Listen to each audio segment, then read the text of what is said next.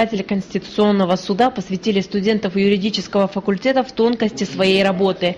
Общая цель всех собравшихся – это как можно больше узнать свои права в области законодательства, а особенно порядок рассмотрения обращений граждан в органы государственной власти и органы местного самоуправления.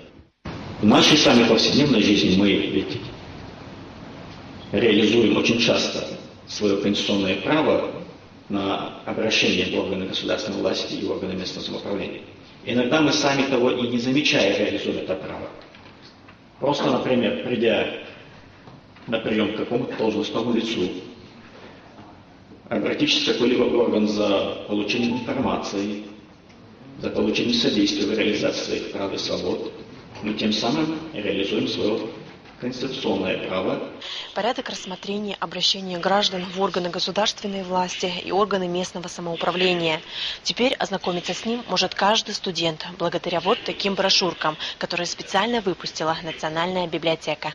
Преподаватели поддерживают инициативу проведения таких встреч и считают, что законы должны знать все, так как люди, подкованные в теме юриспруденции, могут не только легче и быстрее решать свои вопросы и проблемы, но и предотвратить их вовсе. Тот факт, что очень много обращений и в органы госвласти, и в суд, очень много жалоб и обращений, оно наоборот нам показывает то, что люди грамотные, люди знают свои права и знают, какие органы обращаться, как защищать и как восстанавливать свое нарушенное право. Такого рода встречи, их нужно проводить больше и чаще, потому что когда проблема больше озвучивается, освещается, она намного проще решается.